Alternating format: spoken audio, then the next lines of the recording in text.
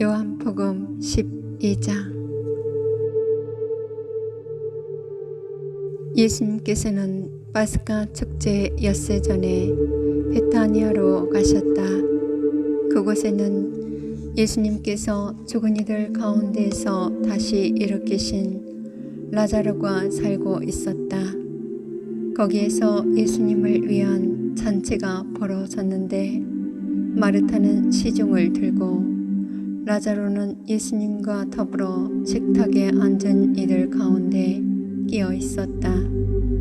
그런데 마리아가 비싼 순 나르드 향유 1리트라를 가져와서 예수님의 발에 붓고 자기 머리카락으로 그 발을 닦아드렸다. 그러자 온 집 안에 향유 냄새가 가득하였다. 제자들 가운데 하나로서 나중에 예수님을 팔아넘길 유다 이스카리옷이 말하였다. 어찌하여 저 향유를 300데나리온에 팔아 가난한 이들에게 나누어 주지 않는가? 그가 이렇게 말한 것은 가난한 이들에게 관심이 있어서가 아니라 도둑이었기 때문이다. 그는 돈주머니를 막고 있으면서 거기에 든 돈을 가로채곤 하였다. 예수님께서 이르셨다. 이 여자를 그냥 놔두어라. 그리하여 내 장례날을 위하여 이 기름을 간직하게 하여라. 사실 가난한 이들은 늘 너희 곁에 있지만 나는 늘 너희 곁에 있지는 않을 것이다. 예수님께서 그곳에 계시다는 것을 알고 많은 유다인들의 무리가 몰려왔다. 예수님 때문만이 아니라 그분께서 죽은 이들 가운데에서 다시 일으키신 라자로도 보려는 것이었다. 그리하여 수석 사제들은 라자로도 죽이기로 결의하였다. 라자로 때문에 많은 유다인이 떨어져 나가 예수님을 믿었기 때문이다.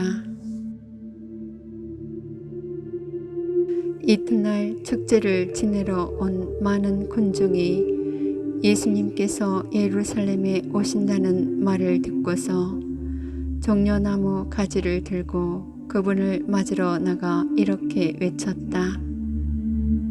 호산나, 주님의 이름으로 오시는 분은 복되시어라.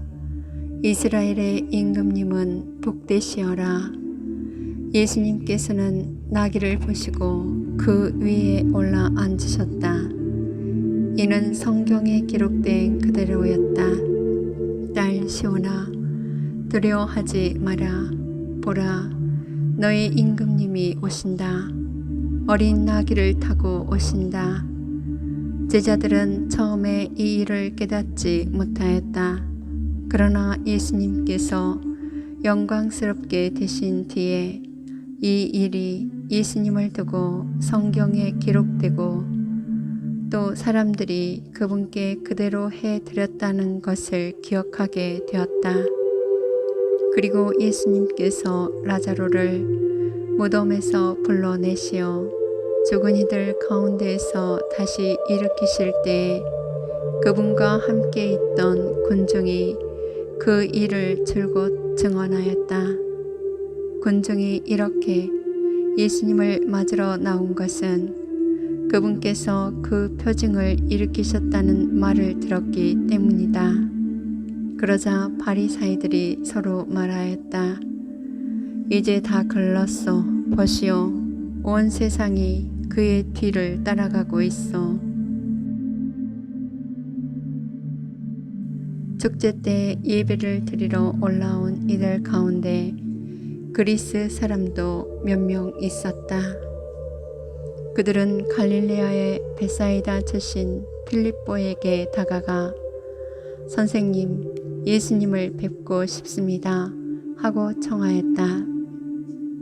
필립보가 안드레아에게 가서 말하고 안드레아가 필립보가 예수님께 가서 말씀드리자 예수님께서 그들에게 대답하셨다. 사람의 아들이 영광스럽게 될 때가 왔다. 내가 진실로 진실로 너희에게 말한다. 밀알 하나가 땅에 떨어져 죽지 않으면 한 날 그대로 남고 죽으면 많은 열매를 맺는다. 자기 목숨을 사랑하는 사람은 목숨을 잃을 것이고 이 세상에서 자기 목숨을 미워하는 사람은 영원한 생명에 이르도록 목숨을 간직할 것이다. 누구든지 나를 섬기려면 나를 따라야 한다. 내가 있는 곳에 나를 섬기는 사람도 함께 있을 것이다. 누구든지 나를 섬기면 아버지께서 그를 존중해 주실 것이다. 이제 제 마음이 찬란합니다. 무슨 말씀을 드려야 합니까? 아버지, 이 때를 벗어나게 해 주십시오 하고 말할까요? 그러나 저는 바로 이 때를 위하여 온 것입니다. 아버지, 아버지의 이름을 영광스럽게 하십시오. 그러자 하늘에서 나는 이미 그것을 영광스럽게 하였고 또다시 영광스럽게 하겠다는 소리가 들려왔다. 그곳에 서 있다가 이 소리를 들은 군중은 천둥이 울렸다고 하였다. 그러나 천사가 저분에게 말하였다 하는 이들도 있었다. 예수님께서 이르셨다. 그 소리는 내가 아니라 너희를 위하여 내린 것이다. 이제 이 세상은 심판을 받는다. 이제 이 세상의 우두머리가 밖으로 쫓겨날 것이다. 나는 땅에서 들어 올려지면 모든 사람을 나에게 이끌어 드릴 것이다. 예수님께서는 이 말씀으로 당신께서 어떻게 죽임을 당하실 것인지 가리키신 것이다. 그때 군중이 예수님께 말하였다. 우리는 율법에서 메시아는 영원히 사실 것이라고 들었는데 어떻게 선생님은 사람의 아들이 들어 올려져야 한다고 말씀하십니까? 그 사람의 아들이 누구입니까? 그러자 예수님께서 그들에게 이르셨다. 빛이 너희 가운데 있는 것도 잠시뿐이다. 빛이 너희 곁에 있는 동안에 걸어가거라. 그래서 어둠이 너희를 덮치지 못하게 하여라. 어둠 속을 걸어가는 사람은 자기가 어디로 가는지 모른다. 빛이 너희 곁에 있는 동안에 그 빛을 믿어 빛의 자녀가 되어라. 예수님께서는 이렇게 말씀하시고 나서 그들을 떠나 몸을 숨기셨다. 예수님께서는 그들 앞에서 그토록 많은 표징을 일으키셨지만 그들은 그분을 믿지 않았다. 이는 이사야 예언자가 한 말이 이루어지려고 그리 된 것이다. 주님, 저희가 전한 말을 누가 믿었습니까? 주님의 권능이 누구에게 드러났습니까? 그들이 믿을 수 없었던 까닭을 이사야는 또 이렇게 말하였다. 주님이 그들의 눈을 멀게 하고 그들의 마음을 무디게 하였다. 이는 그들이 눈으로 보고 마음으로 깨닫고서는 돌아와 내가 그들을 고쳐주는 일이 없게 하려는 것이다. 이사야가 이렇게 말한 것은 그가 예수님의 영광을 보았기 때문이다. 그는 그분에 관하여 이야기한 것이다. 사실 지도자들 가운데에서도 많은 사람이 예수님을 믿었지만 바리사이들 때문에 회당에서 내쫓길까 두려워 그것을 고백하지 못하였다. 그들이 하느님에게서 받는 영광보다 사람에게서 받는 영광을 더 사랑하였기 때문이다. 예수님께서 큰 소리로 말씀하셨다. 나를 믿는 사람은 나를 믿는 것이 아니라 나를 보내신 분을 믿는 것이다. 그리고 나를 보는 사람은 나를 보내신 분을 보는 것이다. 나는 빛으로서 이 세상에 왔다.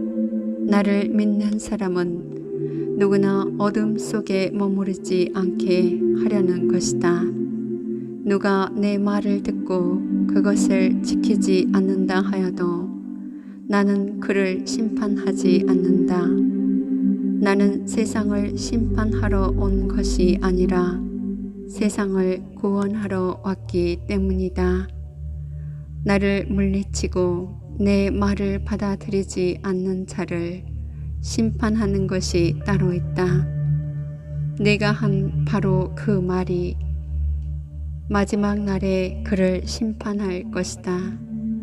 내가 스스로 말하지 않고 나를 보내신 아버지께서 무엇을 말하고 무엇을 이야기할 것인지 친히 나에게 명령하셨기 때문이다.